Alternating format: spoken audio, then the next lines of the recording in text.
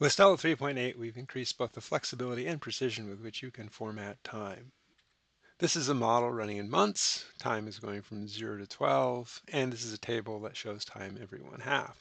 If I click on Manage Time Labels and Add, what I can do is add, I'll call this Date, a date format, and there are a number of different built-in formats.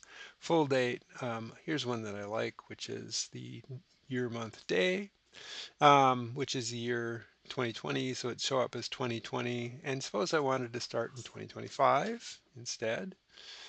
And suppose I didn't want 2 digits, 4 digits in year, I only wanted two, I would change that to YY. The definitions of these are available in the help files.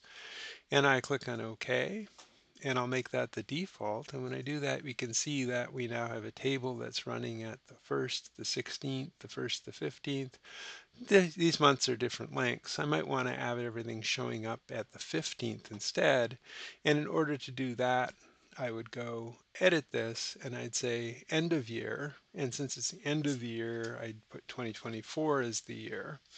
And then the table would end up starting at the end of 2024, and then the 15th of January 25, the 31st, the 15th, the 28th, the 15th, the 31st. You'll notice that February indeed has 28 days in the new time formatting. And I can move to monthly, I should say daily formatting. And here I can see that I've set up, if I go to Manage Time Labels, I've just said this will start in 2024. When time model is 1, we'll be at 1. This is a model that runs from 1 to 370. And now if I look at that and look at the times, we can see that starting in 24, we go January, February. And February, you'll notice now, has 29 days, as 2024 was a leap year. And actually, if I go to the end, I'll see that I'm 1 day short. The final day is 12/12. 25, 12, 30 instead of 31. Since 2024 is a leap year, there need to be 731 days in order to complete the full 2 years. This is a model running in years, where I have year, month being shown here.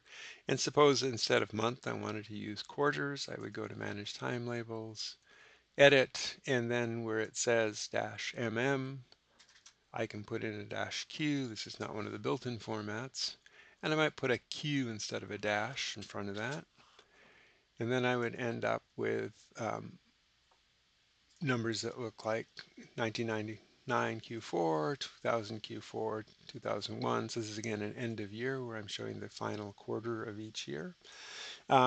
So the new formatting for time allows you pretty much the same set of control that you had before, but a significant amount of more variety that you can specify in the times. And very importantly, the dates are always going to be consistent with calendar dates, including recognition of leap years.